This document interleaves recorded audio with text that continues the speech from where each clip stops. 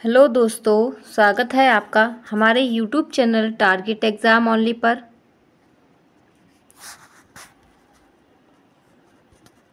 Target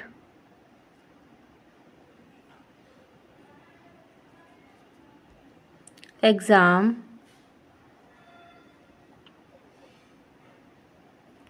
only पर।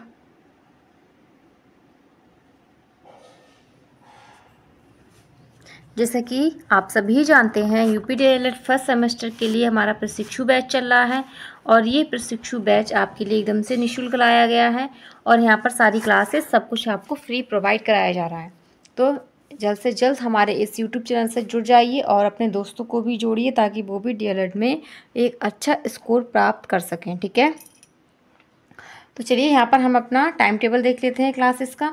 तो Hindi complete कर चुके हैं, हिंदी का सिलेबस, बाल विकास पेपर फर्स्ट भी कंप्लीट कर चुके हैं और आज ही हमारी EDO 2 पेपर सेकंड की लास्ट क्लास होगी। ठीक है, तो EDO 2 पेपर सेकंड हम कर रहे थे और ये आज हमारी लास्ट क्लास होगी। ठीक है, इसके बाद हम जो प्रीवियस ईयर पेपर हैं उनका सोल्यूशन करेंगे। ठीक है, तो अगली टीचर आपको पढ़ाती हैं अंजलि मैम पढ़ा रही हैं। अंजलि मैम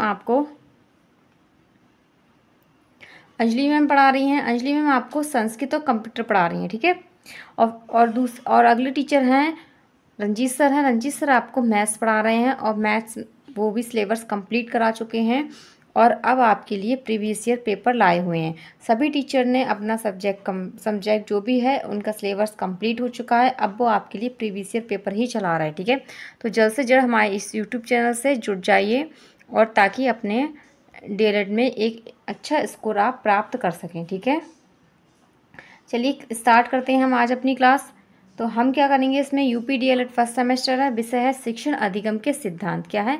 शिक्षण अधिगम के सिद्धांत, ये हमारा विषय है। ठीक है, इसे आप EDO 2 के नाम से भी जानते हैं। ठीक है, किसके नाम से जानते हैं? EDO 2 के नाम से। प्रश्न पत्र सेकंड है। क्या है? प्रश्न पत्र सेकंड या द्वितीय है।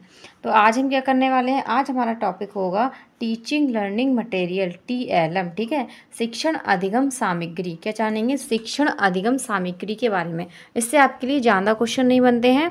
इसका आपको टीचिंग लर्निंग मटेरियल का पूरी डेफिनेशन पूछ ली जाती है या TLM की फुल फॉर्म पूछ ली जाती है और इसके जो है प्रकार पूछ लिए जाते हैं। बहुत पूछ लेगा तो महत्व पूछ लेगा। ठीक है, तो चलिए देखते हैं। तो शिक्षण अधिगम सामग्री, इसका अर्थ जानेंगे। शिक्षण अधिगम सामग्री का अंग्रेजी में अर्थ शिक्षण अधिगम सामग्री, जिसे हम क्या कहते हैं? TLM कहते हैं, टीचिंग लर्निंग मटेरियल कहते हैं। ठीक है, इंग्लिश में शॉर्ट फॉर्म में TLM कहेंगे और TLM की फुल फॉर्म होगी टीचिंग लर्निंग मटेरियल। ठीक है, होती है। यह शिक्षकों द्वारा सिखाने की प्रक्रिया को सुगम और उन्नत बनाने के लिए उपयोग किया जाता है। किसी भी संसाधन या उपकरण को संदर्भित करता है। ये सामग्रियाँ साधारण दृश्य सामग्री से लेकर इंटरैक्टिव डिजिटल टूल तक हो सकती हैं और इन्हें छात्रों के सीखने को अधिक आकर्षक, प्रभावी और सुलभ बनाने के लिए डिज़ाइन किया गया है। ठीक है, तो ये सामग्री क्या है? टीचिंग को और अच्छा बनाने के लिए इसका प्रयोग किया जाता है। सही है, आगे चलेंगे। अब इसके बाद इसकी आवश्यकता और महत्व जानेंगे। तो यह बिल्कुल सत्य है कि जब सीखने में हाथ, पाँव, आँख, नाक, मन आदि इंद्रियों का प्रयोग करते हैं तो हम जल्दी ही उस ज्ञान को ग्रहण कर लेते हैं। ठीक है, शिक्षण अधिगम सामग्री से शिक्षण में केवल सरलता ही नहीं आती वरन नवीनता का भी समावेश होता है। ठीक है, अगर नई हम टीचिंग लर्निंग मटेरियल का यूज करते हैं तो क्या होती है? नई चीज़ों का समावेश होता है हमारी शिक्षा में और नवीनता स्वयं में आकर्षक होती है। ठीक है, जो नवीनता होती है क्या होती है? स्वयं में आकर्षक होती है। अगर हम नई चीज़ों को क्लासरूम में लाकर टीचिंग लर्निंग मटेरियल से बच्चों को पढ़ाएंगे तो हमारी कक्षा कैसी होगी? आकर्षित होगी। ठीक है, तो आगे चलते हैं, आगे देखेंगे। इसके प्रयोग से शिक्षण में एकाग्रता अपने आप आती है और कक्षागत अनुशासन की समस्या अपने आप हल हो जाती है। ठीक है, तो जो समस्याएं होती हैं वो भी हल हो जाती हैं और बच्चों में क्या है, और कक्षा शिक्षण में क्या, एकाग्रता भी आती है। सही है, आगे देखते हैं। डेफिनेशन एक दी हुई है। कौन तथा रॉबर्ट्स के शब्दों में शिक्षण अधिगम सामग्री के द्वारा छात्रों की एक से अधिक इंद्रियों को प्रभावित करके पाठ्यवस्तु को सरल, रुचिकर तथा प्रभावशाली बनाते हैं। ठीक है, तो क्या है, प्रभावशाली बनाया जाता है हम अपने शिक्षण को। ठीक है, तो समझ गए होंगे इसकी आवश्यकता और महत्व क्या है। अब आगे चलेंगे, इसके बाद अब हम देखेंगे शिक्षण अधिगम सामग्री के प्रकार कि इसके टाइप्स कितने होते हैं। ठीक है, कि कितने कितने प्रकार की ये हो सकती है। सही, तो देखेंगे शिक्षण के प्रभावकारिता बढ़ सके, छात्रों को सीखने की प्रकृति में वृद्धि हो एवं प्राप्त ज्ञान स्थायित्व को प्राप्त रहे करे तथा शिक्षण स्तर को ऊंचा करने के लिए स्कूल में शिक्षण अधिगम सामग्री होना अत्यंत आवश्यक है। वस्तुतः शिक्षण अधिगम सामग्री दृश्य श्रव्य साधन ही हैं। इनमें कुछ तो स्वयं निर्मित हैं, कुछ प्रकृति प्रदत्त हैं, मतलब कुछ प्रकृति के द्वारा लाए गए हैं, कुछ बाजार से खरीदे गए हैं हुए होते हैं। वैसे अधिकतम सामग्री का निर्माण किया जाता है। ठीक है, तो कुछ या तो आपकी प्रकृति के द्वारा दी होगी, ठीक है, आपने खुद बनाया होगा, जैसे मॉडल वगैरह हम बनाते हैं, सही है, और कुछ बाजार से खरीद लेते हैं कुछ चीज़ें, ठीक है, बच्चों के लिए। तो ये सामग्री क्या होती हैं, इस तरीके से ये होती हैं, इनका निर्माण होता है। तो आगे चलेंगे, अब देखेंगे यहाँ पर स्वरूप के आधार पर शिक्षण अधिगम सामग्री के प्रकार। तो कौन कौन सी सामग्री होगी, तो स्वरूप के आधार पर कौन कौन सी सामग्रियाँ होंगी इसमें। पहली इसमें है दृश्य सामग्री। क्या है, दृश्य सामग्री, दृश्य ही पता चलता है जो मतलब कि हम देखते हैं, केवल जिसमें देखने का कार्य होता है, केवल देखा जाता है। ठीक है, और सेकंड है श्रव्य सामग्री। क्या है, जिनमें श्रव्य मतलब जिसको हम सुनते हैं, ठीक है, रेडियो वगैरह हो गया, ये चीज़ें होंगी, श्रव्य होंगे। और श्रव्य में और भी आती है, हम देखेंगे आगे। थर्ड होगी श्रव्य दृश्य सामग्री, जिनमें जो सुनते भी हैं और देखते भी हैं। ठीक है, सुनने का भी कार्य होता है और देखने का भी जो है उपयोग में लाई जाती है ये शिक्षण अधिगम सामग्री। तो 3 प्रकार की होती हैं। तो आगे तो चलते हैं, देखेंगे। पहली इसमें होगी दृश्य सामग्री होगी। तो पहली इसमें है दृश्य सामग्री। तो दृश्य उपकरण में केवल आँखों का प्रयोग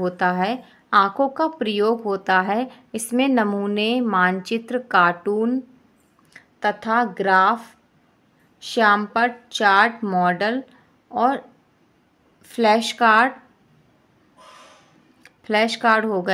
हो गए, इन सारी चीज़ों का महत्वपूर्ण होती हैं। ठीक है, जैसे ये मान लीजिए मैंने एक पोस्टर लगाया है, ये पदार्थ की अवस्थाएं दी हैं, तो इसमें आप बच्चों को केवल देख कर ही तो बता सकते हैं। ठीक है, तो ये हमारा दृश्य सामग्री में आएगा। ठीक है, क्या हो गया, चार्ट पेपर हो गया।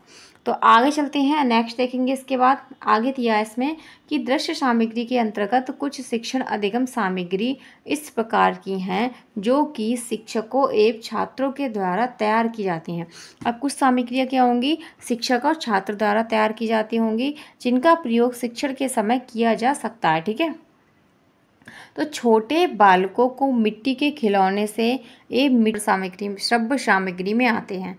तो आगे चलते हैं, इसके बाद नेक्स्ट देखेंगे श्रव्य दृश्य सामग्री। अब इसमें बच्चा क्या है, सुनेगा भी और देखेगा भी। श्रव्य दृश्य उपकरण वे उपकरण कहलाते हैं जिनमें चक्षु और कर्ण, चक्षु पता है आँखें हो गई, कर्ण हो गए कान, ठीक है, दोनों इंद्रियों का प्रयोग होता है। इस प्रकार के उपकरण को चलचित्र और टेलीविज़न मुख्य रूप से आते हैं। तो चलचित्र हो गया और क्या, टेलीविज़न इसमें आती हैं। तो शब्द दृश्य सामग्री में देखिए मैंने फ़ोटो लगाया, जैसे टेलीविज़न हो गया, कंप्यूटर हो गया, जलचित्र हो गया, ठीक है, अब आपका फ़ोन हो गया, ये सारे किस में आएंगे, शब्द दृश्य सामग्री में आएंगे। सही, आगे चलते हैं, इसके बाद और देखेंगे। अब हम देखेंगे कि स्वरूप के आधार पर शिक्षण अधिगम सामग्री का वर्गीकरण, इसका वर्गीकरण देखेंगे। कुछ और भी जो हैं बहुत सारे इसके होते हैं, उनके बारे में जानेंगे। दृश्य सामग्री में क्या क्या आएगा, प्रारूप आएगा, इसे मॉडल भी कहते हैं। चित्र और पोस्टर आएंगे, जो अभी हमने देखा, श्यामपट्ट ले लीजिए, मायादीप ले लीजिए, ठीक है, और पत्र पत्रिकाएं, समाचार पत्र हो गए, चित्र दर्शन हो गया, ठीक है, और वास्तविक पदार्थ हो गए, ये सारे किस में आएंगे, दृश्य सामग्री में आएंगे। अब आगे चलेंगे, इसके बाद जानेंगे, अब यहाँ पे देखेंगे श्रव्य सामग्री में कौन कौन से आएंगे। तो दूरदर्शन, चलचित्र हो गया, क्लोज सर्किट टेलीविज़न हो गया, वीडियो कैसेट हो गई, प्रयोगशालाएं हो गई, ठीक है, कार्यशाला, प्रदर्शन और रोल प्ले करना, ड्रामा, खेल, टैली और मानचित्र, ये सब किस में आएंगे? श्रव्य दृश्य सामग्री में आएंगे, ठीक है, ऑडियो विजुअल में आएंगे। तो आगे चलते हैं, इसके बाद और भी देखेंगे, कुछ और दिए हैं इसमें। संदर्भ पुस्तक, एटलस, ग्लोब, ये सारी चीज़ें आपकी जो है भ्रमण यात्रा करना, और संग्रहालय मतलब लाइब्रेरी वगैरह होगी, कॉन्फ्रेंस लेवल, टीवी, कंप्यूटर, ठीक है, और सैटेलाइट टीवी वर्किंग होगी, और माइक्रो मिनी कंप्यूटर हो गए, इंटरनेट हो गया, टैबलेट हो गया, ये सब आपके किस में आएंगे? दृश्य सामग्री में आएंगे, ठीक है। तो अब हम आगे चलते हैं। तो इस तरीके से आपकी ये शब्द दृश्य सामग्री हो गई। अब आगे चलेंगे, इसके बाद और जानेंगे। अब यहाँ पर दिया है उपलब्धता के आधार पर शिक्षण अधिगम सामग्री के प्रकार। क्वेश्चन में आ सकता है उपलब्धता के आधार पर शिक्षण अधिगम सामग्री के प्रकार बताइए। तो यहाँ पर पहला प्रकार होगा अध्यापकों एवं बालकों द्वारा बाजार से क्रय सामग्री द्वारा। अध्यापक और बालकों द्वारा क्या होंगे? जैसे अब टीचर्स ने कुछ पोस्टर वगैरह बना लिए हैं, ठीक है, और जो बच्चों ने जो मिट्टी के खिलौने बनाए हैं उनका यूज, या बच्चे जो छोटे छोटे दिए वगैरह बनाते हैं, या और भी चीज़ें, काफ़ी चीज़ें बनाई जाती है बच्चों के द्वारा, ठीक है। बाजार से क्रय सामग्री, जैसे बाजार से हम लाते हैं, छोटा बड़ा का पूरा चार्ट मिलता है बाजार से, ठीक है, और भी चीज़ें मिलती हैं बाजार से, आजकल बहुत सारी चीज़ें चल रही हैं। इसके बाद विभाग द्वारा प्रदत्त, मतलब कि विभाग जो है सरकार के द्वारा कुछ चीज़ें दी जाती हैं। तो ये हमारी उपलब्धता के आधार पर शिक्षण अधिगम सामग्री के प्रकार में आएंगी। और प्रकृति से प्राप्त, प्रकृति से मान लीजिए आप पेड़ पौधों के बारे में बता रहे हैं, तो कोई प्लांट जो है ले आएँ उसको, ठीक है, और उसके बारे में बताएं। और भी प्राकृतिक चीज़ें हैं जिनको सिखाने के लिए हम ला सकते हैं बच्चों को, उसको शिक्षण अधिगम सामग्री के तहत रख सकते हैं।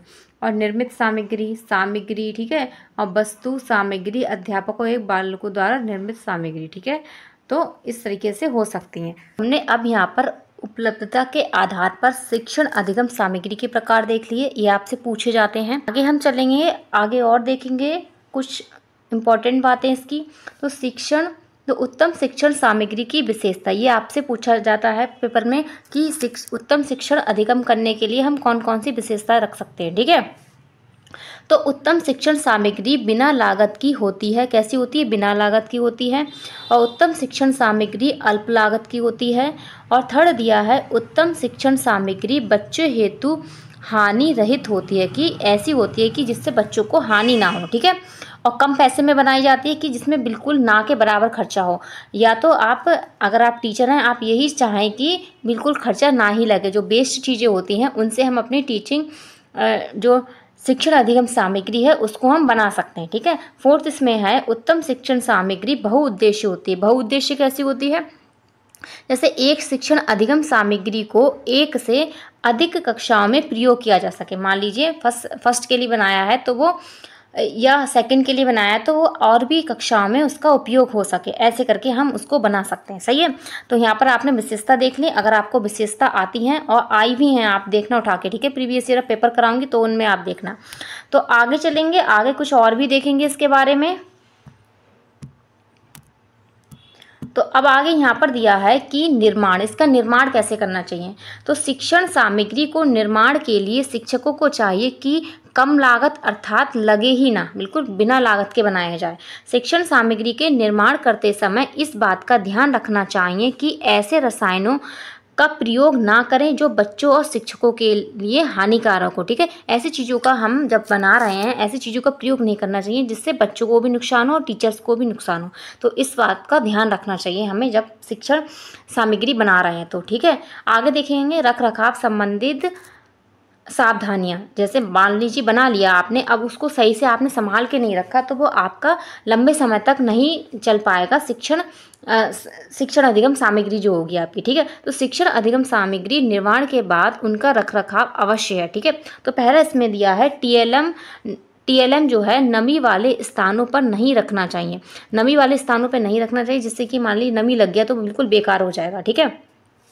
सेकेंड इसमें है टीएलएम को समय समय पर साफ़ करते रहना चाहिए जिससे उसमें धूल ना जमे, ठीक है। उसको हमें साफ़ भी करते रहना चाहिए जिससे उसके अंदर क्या है डस्ट ना जाए और वो देखने में गंदा ना लगे, ठीक है। थर्ड इसमें देखते हैं टीएलएम को दीपकों से बचा कर रखना चाहिए। दीपकों से मतलब मान लीजिए कहीं पे दीपक जल रहा है और वहाँ पर आपने ऊपर टीएलएम टांग दिया तो वो तो जल जाएगा, ठीक है। तो दीपकों से हमें उनको बचा के रखना है, सही है। तो इस तरीके से ये सावधानियां हैं और इस तरीके से हम निर्माण कर सकते हैं अपने टीचिंग लर्निंग मटेरियल का, ठीक है। तो यहाँ पर आज की क्लास हमारी कंप्लीट होती है। आज हमने जो है जो डीएलएड जो ईडियो 2 था, तो आज हमने जो है ईडियो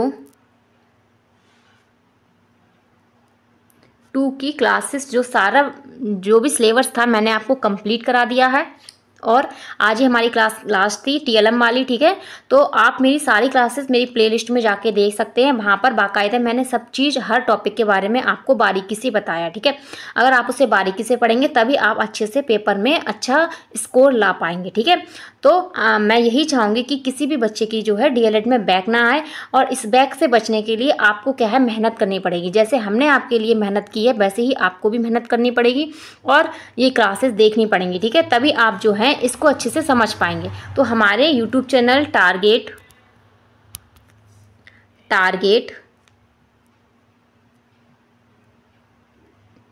एग्ज़ाम ओनली को लाइक शेयर एंड सब्सक्राइब करें, अपने बेल आइकन को अच्छे से प्रेस कर लीजिए ताकि आपको हमारी क्लासेस का नोटिफिकेशन टाइम टू टाइम मिल जाए और आप हमारी क्लास में टाइम से आ जाएं और क्या है अपना सिलेबस जो है और सारी प्रिपरेशन अच्छे से कर पाएँ, ठीक है।